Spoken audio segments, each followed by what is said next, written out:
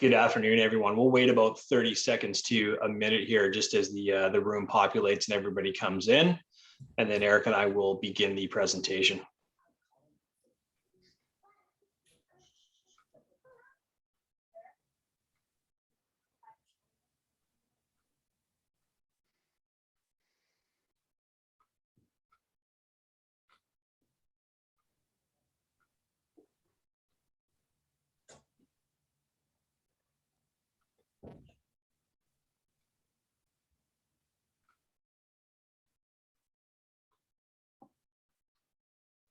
I'll just remind everybody as well, before we get started, if you have any questions, please feel free to use the chat button below to ask us any questions, and Eric and I will do our best to answer those at the end. And with that, why don't we start? So thrilled to have everybody come and join us today to go through the press release that we just put out, which is the Madison drill results from our partners over at Rio Tinto. Certainly thrilled to have these out, and certainly thrilled with what we're seeing. I know the grades are probably what catches everybody's attention because they're certainly high grade, but for us, it's the extension to the skarn or an additional second skarn, whatever it turns out to be, that really has caught our attention. And that's what we're so excited about. So with that, let me share screen, and myself and Eric will take you through this.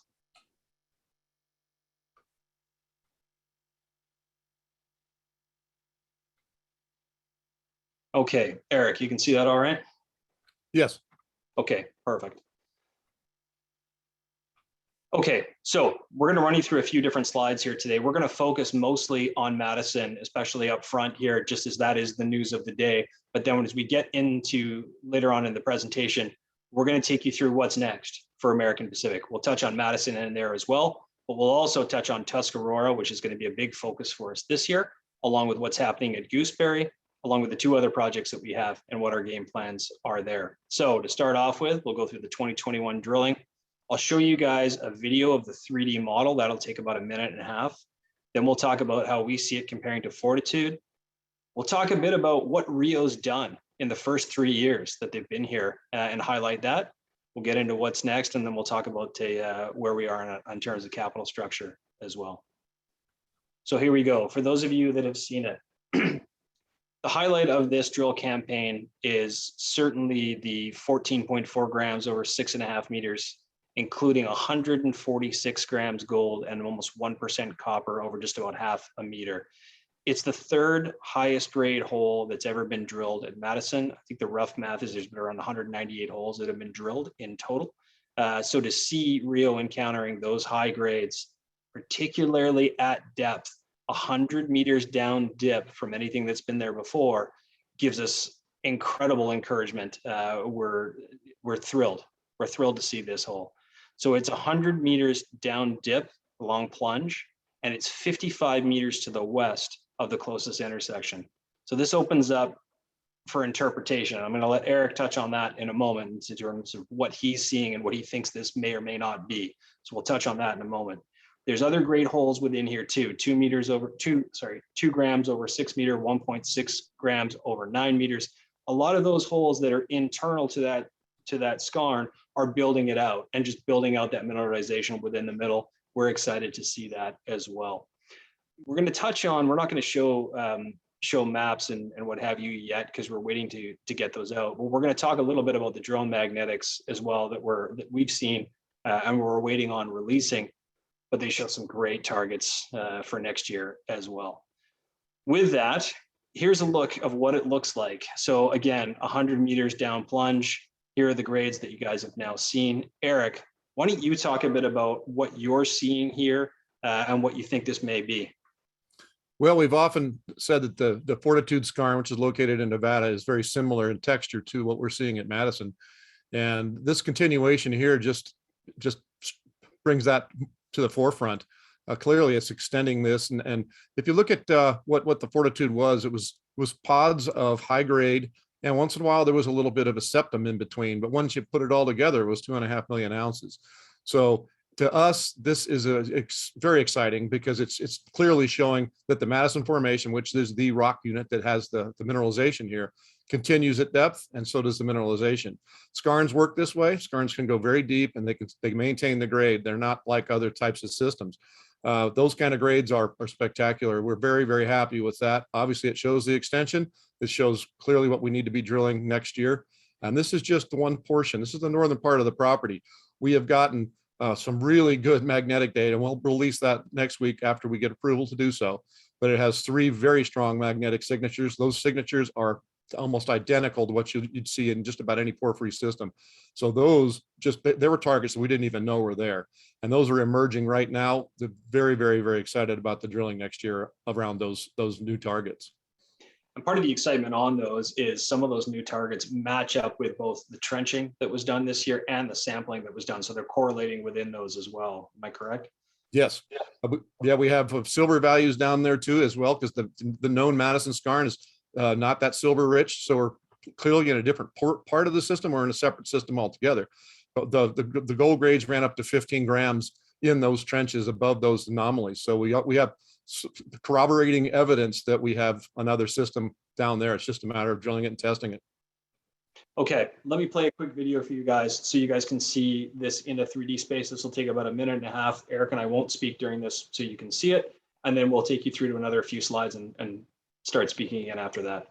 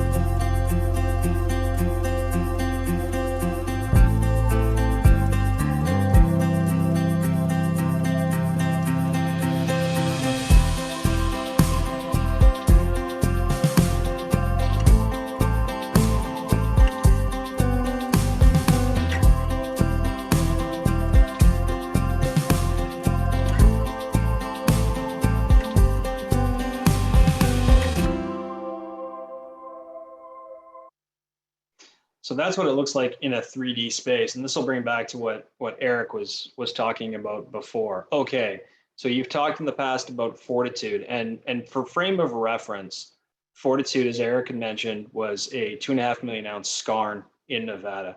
Eric, for those of you that don't know, both worked there as a young man, but also worked there later in life as the chief geologist. So he knows the rocks incredibly well. To that point, the first time Eric and I went underground at Madison, which was in 2016, Eric looked at me and said, "This looks just like Fortitude." I think it's proving that he knows his rocks even better today than he did back then from that discussion. What Fortitude is a 2.5 million ounce skarn at surface, but then when it gets down to the porphyry, it's known as the Greater Phoenix deposit, which is 25 million ounces of gold and 3 billion pounds of copper. So, Eric, talk us through this. You've got the slide up in front of you. Maybe talk us through how Fortitude came together, how you see Madison coming together, and then also the porphyry potential here at Madison as well, please. Fortitude started out as a very small 100,000 ounce deposit. And that was all they thought they had, because when they drilled around it, there was a couple of, like I said before, there were some dead zones or septa in between it. Well, they continued to drill deeper holes. And as Battle Mountain started to accumulate the land package here, they found the upper Fortitude. Of course, that led to drilling even deeper holes, and they found the lower Fortitude, collectively 2.5 million ounces of gold. Now, that took quite a few years to get it done, but it was just persistence and understanding the rocks better and better. It's just exactly the way Madison is coming together. I can tell you that. More drilling, and the deposit just continues to grow. And as it grows, it just looks more and more attractive. So this slide here is probably my favorite one in the deck, just because it does show a known high grade 2.5 million ounce deposit against one that we think is just going to continue to grow and get bigger. And this isn't a slide that we've updated as of yet either, I should mention, so you don't see the new depth to the orange portion, which is Madison. But I think the point also to make here as well is when you look at the dimensions of Fortitude, and then you look at Madison, and you look at the American Mine, the Hudson, and the Broadway, which are all within a few hundred meters away, as you start to tie those together, you recognize, hey, these have the same dimensions. Madison has more depth potential at this point than Fortitude. So this can become something of that size. Look, it needs more drilling, it needs more exploration, but that's the target. Keeping in mind, the Broadway mine produced in the late 1800s, early 1900s, produced 144,000 ounces of gold only from oxides. They couldn't touch the massive sulfides. They didn't have a process. Where are we finding most of the gold? In the massive sulfides as well. So you can start to see how that is all coming together. Also, you see the break between the upper and lower Fortitude, and that's, Eric, to your point, what you think we may be seeing here now with this deeper hole. Yes, I agree. We're seeing just the surface pieces of the skarn, and they've traditionally been played around with, and a little bit of materials come out of them, but it has the potential to get much larger, especially since the rock packages are persistent. This is it's a thick package of limestone, and I see no reason for it not to get deeper and bigger and better. Excellent.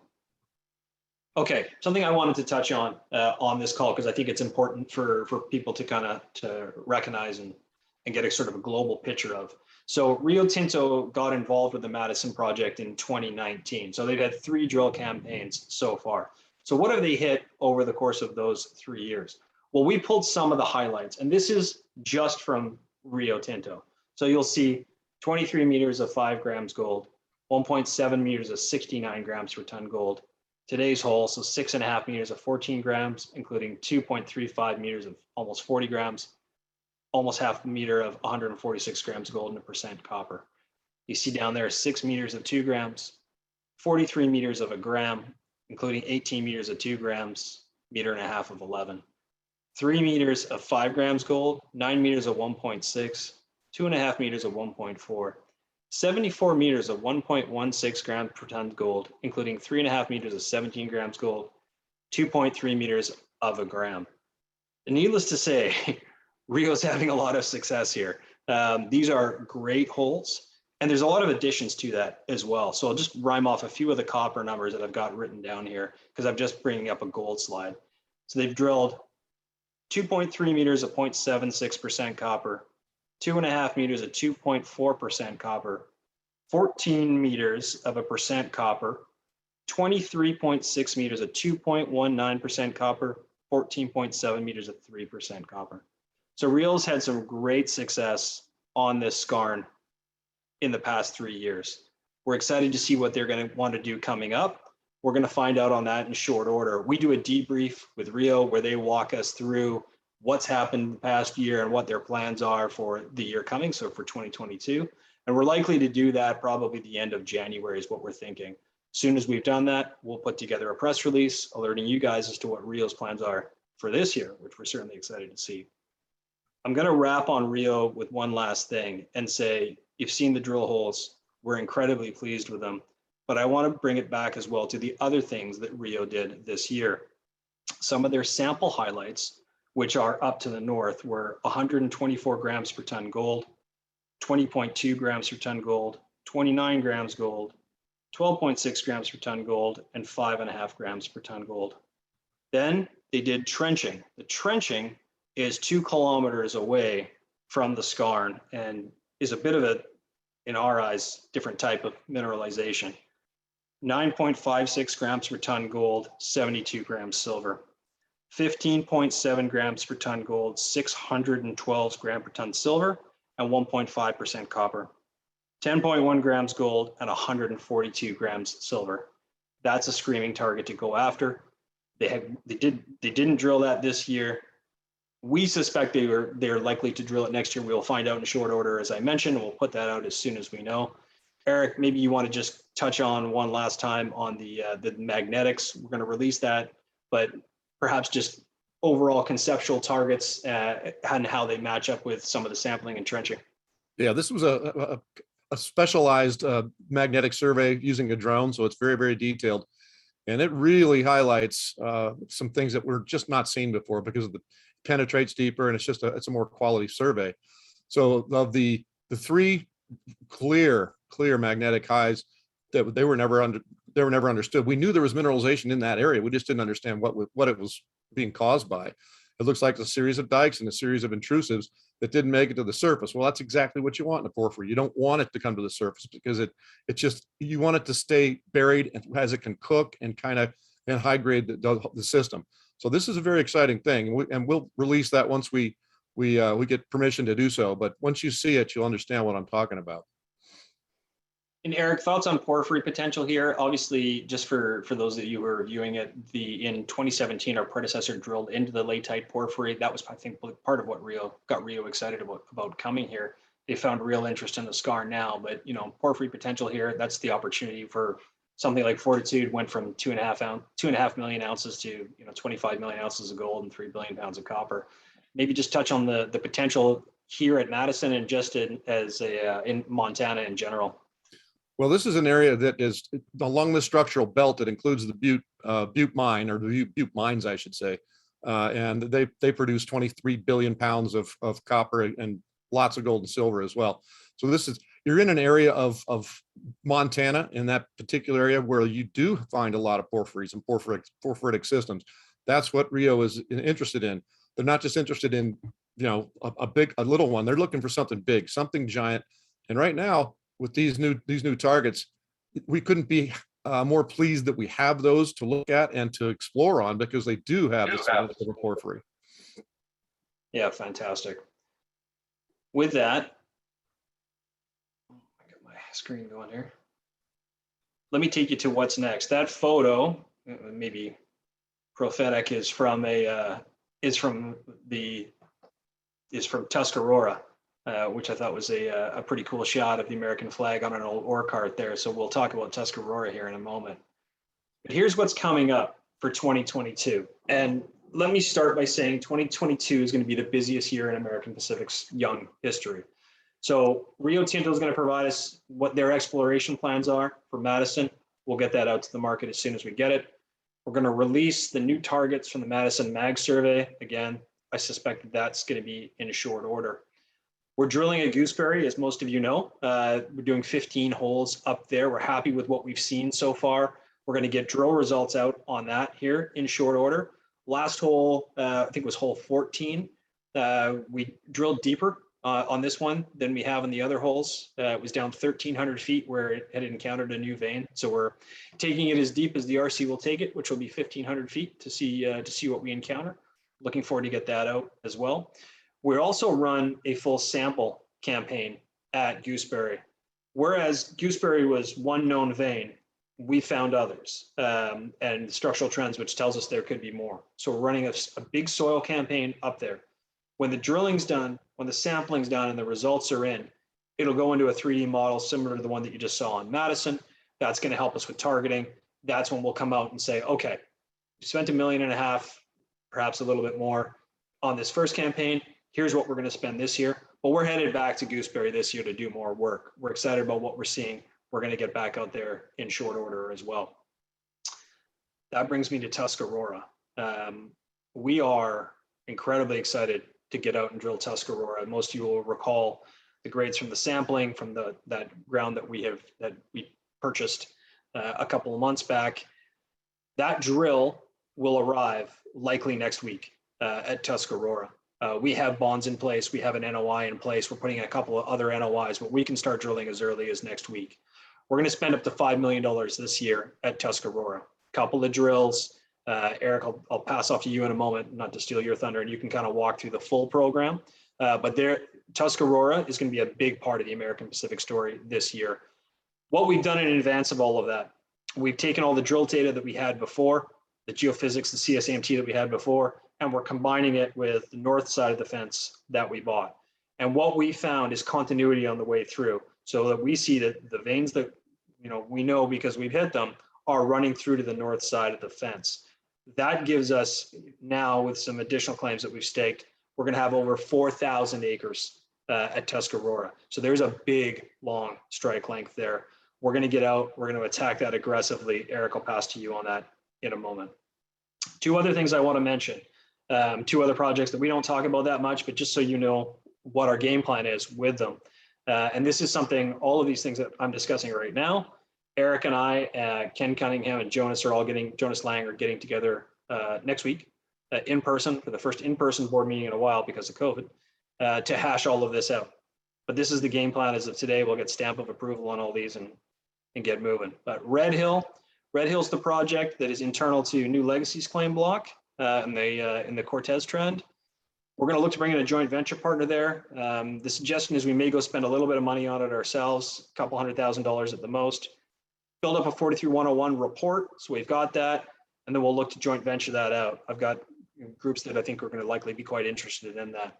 We also have an asset called South Lida, which we haven't talked about all that much. It's a bit more grassroots, about an hour and a half outside of Las Vegas. It's a project that Eric and I have known for a long time. And I feel like it has a lot of potential, but our focus has been on the more primary assets. So South Lida, we're going to get in, we're going to do some baseline work there as well. Again, put a 43-101 on it and joint venture that out as well. So those two projects will retain percentages of them, but we'll have somebody else spending money, advancing those projects. We'll take shares in their company and take the advantage of getting that work done on those projects too. So 5 projects to drive forward in 2022 is certainly going to keep us busy.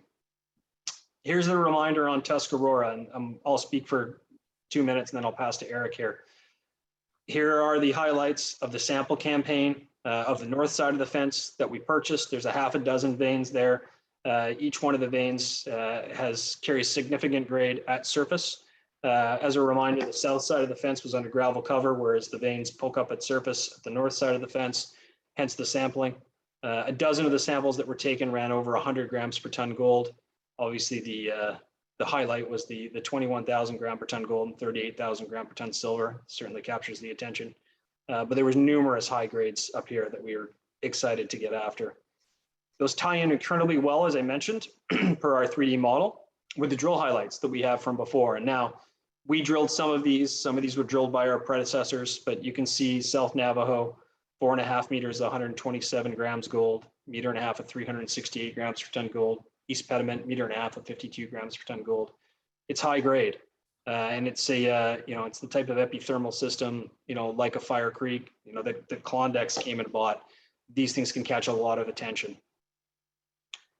Here's the claim package. You'll note the blue was the original claim block. The yellow, that's the claim block that we purchased. Now the yellow with the blue stripe, that's brand new. We just staked those over the holidays. So we've just made the project bigger. So Eric, why don't you take a minute, talk to your excitement, what you see here, how we're going to attack this year between yourself and Zach, and tell us what you think. All right. Well, the higher grades that you see there, that's from the Grand Prize vein, and it strikes to the northeast, so it goes right to where we just staked. So I'm real happy that we got in the wintertime and busted some snow drifts and things and got these things staked up. As you can see, our targets are already emerging. That is almost, it's very similar to South Navajo vein in that those veins project under shallow gravel cover. So what we're going to use is some very novel geotechnical and geochemical, I guess, surveys using mercury vapor and other things, which without getting too far in the weeds. So it looks to me like that's going to be a real good drill target later in the year. And once we start to refine it, we'll put another NOI in that probably within 3 weeks, because we already have enough data to start drilling on that one already. Our focus right now is on the Modoc area. So over there on the left-hand side, which is the west, that's where our current the drill will be going. We have 15 holes we'll be drilling from 4 different sites, and those will all be starting next week. So we have a drill coming in, and then we have another drill probably coming in after that. We have a core drill coming in a couple of months. So we'll have 3 drills on the property, and we will be drilling all year. We'll be drilling all the way through this year, guaranteed. Yeah, this is gonna be a real big part of the story for 2022. We have incredibly high hopes for Tuscarora. Okay, Eric, I'll let you talk to this as well. I'll just play this in the background, but this is a look down on Gooseberry, which we mentioned just recently. And Eric, please talk us through. This is where the drill holes are going as we speak. Yeah, what we're looking at right here is the vein, the projection of the vein to the surface. You can see the old stope and drift maps there that actually defined where we started to drill. The drills with holes off to the left there, which is the west. We're just finishing up that program, and the holes off to the east have been completed. So we did get in, and we did get permitted, and we did get our drill holes in. Things initially look quite good. We'll see how the assays come back in. Clearly, this is going to open up the doors for additional exploration here. And as Warwick said, we have already found parallel structures here, one with a vein in it. So these guys concentrated on one vein, yet this whole district is based upon it. The Comstock lode's 15 miles to the south of us. It's based upon multiple vein sets. We're very, very excited about getting the geochem done. It should be relatively easy to get those samples, and then that'll further our phase 2 drilling, as it were.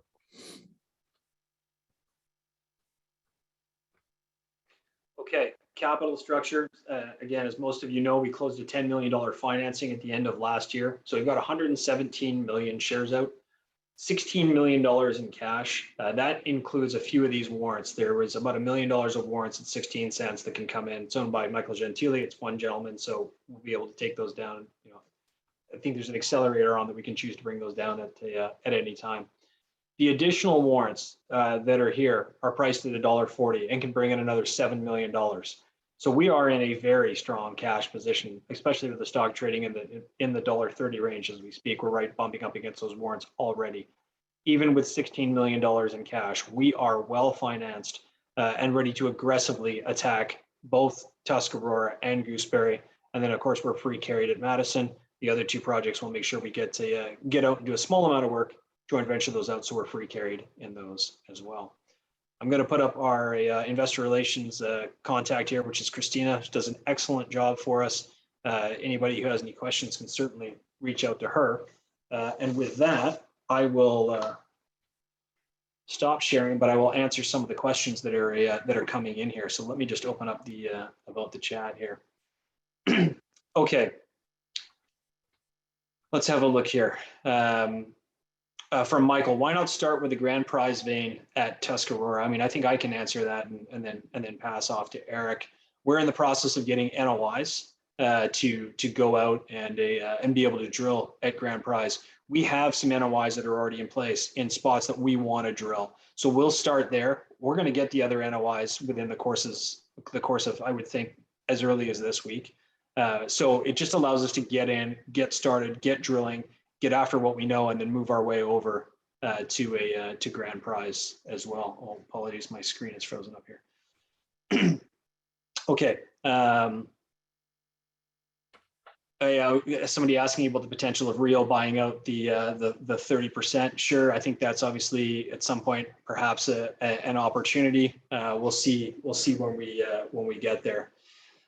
Somebody's asking about how should they interpret these other drill results, the ones outside of the highlight hole. Eric, why don't I give that to you? I mean, the thinking is there were some misses in there, which there always is in exploration, but there's some other good hits in there as well, which kind of carry the grade through the skarn, and kind of the encompassing skarn getting hits in the middle is kind of expanding out that mineralization. Am I correct on that? Yeah, I would say so. What happens with these things is they pinch and swell just like any kind of vein or any kind of deposit. So the fact that we've now encountered high grades, that's further excitement for us. This is very typical of this type of system. So what's happening with these other holes? They're probably testing the flanks of it, or more importantly, it could be actually on the flanks of another skarn body. So that's what we look at. When we get the data are relatively fresh, we'll put it all together and we'll see what it looks like to us, and then we'll confab with Rio and see where we go. I'll take a couple of these other questions here. There are some funny ones which I'll ignore, but can I touch on the recent financing and the type of investors who partake and what potential coverage may be on the horizon? Yeah, great question. We raised $10 million. 85% of it was institutional money that came through the team at Claris. Institutions out of Paris, California, and Canada all partook for significant amount, over about $8.5 million of the $10 million that came in was all institutional. Look, it's good, smart money. It's long money. It's guys that we're very happy to be working with. There's a question here, and Eric, maybe you and I can touch on this. It was written in Kitco about Rio Tinto doing a flyover with the U.S. Geologic Survey. I know you and I saw this article, and we've discussed this a little bit. Obviously Rio's committed to Montana. It's the first time the U.S. Geologic Survey has ever done a deal with a private company. I haven't spoken to Rio about this. I don't think you have either, but I mean, we could surmise that they're obviously committed to Montana. Perhaps touch on what you think they may be looking for, and just your thoughts on it without, we're not going to put words in Rio's mouth, but with the, being as it's in the public domain, it's something that we've seen. Well, to me, it's a serious commitment to do this, to undertake this type of program. They're biting off a big part of the state. And as I said before, there's a lot of porphyritic systems that are there. Some small, some large. They're looking for the big one. They're looking for the Butte. They're looking for a Bingham Canyon. They're looking for a Fortitude. That's what they're looking for. So this is just shows to me that they're committed to zooming in not only at Madison, but to the areas around. And we've said this before, if they're successful anywhere around us, they're successful for us as well. So, because right now the known mineralization is controlled by us, but they may find others, and they've staked an enormous amount of claims. So I'm really excited about what they're going to find. We won't see the data for a while, but I know it's going to be good quality data because that's the way Rio works. Thanks, Eric. Next question on the copper grades. Give your thoughts on. I read off some of those copper grades that Rio's drilled in the past couple of years. Gentleman's asking about what your thoughts are in terms of the grades that are being drilled. Certainly talk about what Rio's drilled, and then if you want to talk about, there's been some spectacular grades in the past, which I think most people are aware of. Perhaps talk a bit about that. Talk about, I know Fortitude is more gold, silver, but just that as a whole, how does Madison grade compare to Fortitude grade? But also maybe just start by focusing on what do you think of the copper grades at Madison, and where does that go from here? Well, the highest grades that we've encountered, that anybody's encountered, have been towards the surface, and they've been the native copper portion of the system. So you can't expect that to go on forever, and it certainly won't. But what the major copper values right now are in chalcopyrite. And so they're in the chalcopyrite and pyrite suite, which is replacing other sulfides. The fact that they're extending another 100 meters is quite exciting. And that is in chalcopyrite. So the copper values are going to stay pretty good, I would think. I see no reason that they're going to taper off, but they will not, they're not going to be 25, 30% copper like the old. That's just not the way these type systems work. But the fact that it's still there is very encouraging. Okay.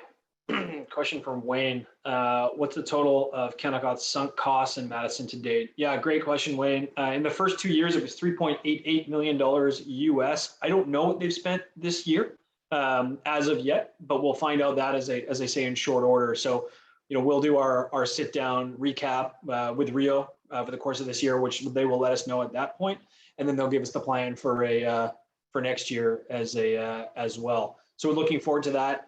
Once we get those numbers, I suspect that's going to happen later this month or early February. We've had conversations with Rio that we're gonna do this.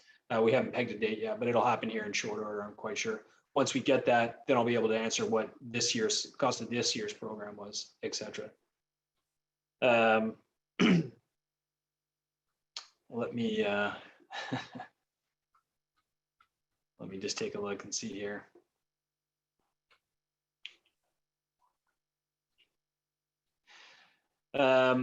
It was mentioned a new, formerly unknown type of gold mineralization was found at Madison. Can you touch on that? So I think that was the comment that I made in regards to the trenching that they did.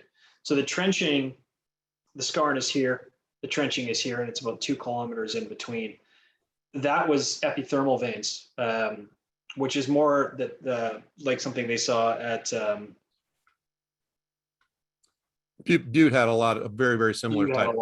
Yeah. The one I'm thinking of is the one that was bought out by Nevson, Serbia. Yeah, Reservoir. Thank you. Which was more like what Reservoir had, and they were partnered with Nevson. Nevson came in and drilled it, and they ended up owning. Nevson had a 70% earn-in like we do, and they ended up buying that 30% for, I think it was 360 million US. Those epithermal veins turned into a porphyry down below. So what's interesting about that is you've got a skarn up to the north, down to the south. They encountered these, they trenched through these epithermal veins. I don't think they were necessarily expecting that. Eric, you can comment on that afterwards. But that's where it's a different type of mineralization because of the silver.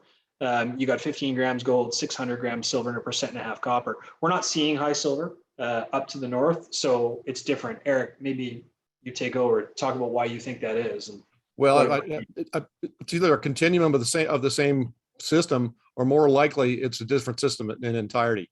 So I think that these, when you look at these well-formed magnetic highs, and you look at the surrounding areas of what I consider a magnetic cool zone, that to me indicates a potential porphyry.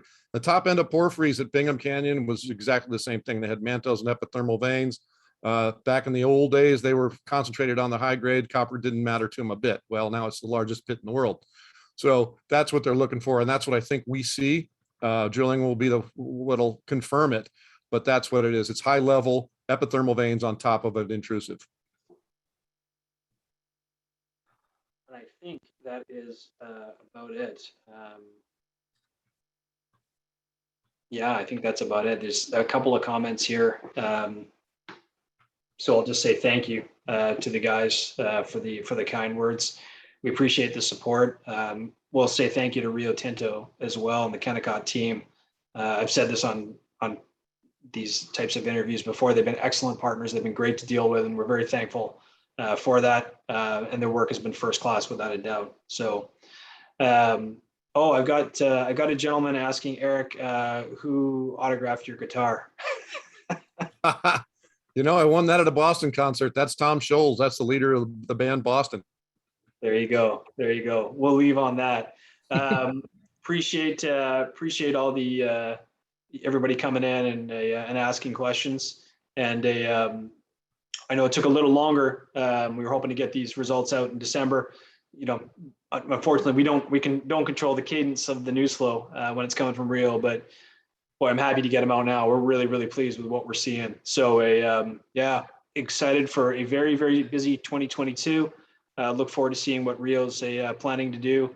And then certainly looking forward to our hard work at what's going to be a very significant program at Tuscarora, also at Gooseberry, and then getting both a Red Hill and South Lighter ready to get those joint ventured out. So appreciate you guys. Thank you so much for listening. We'll post this on the website for anybody who didn't see it or wants to watch it again. You can see it there. There'll be an updated presentation on the website as well. So thanks very much, and appreciate you all being here.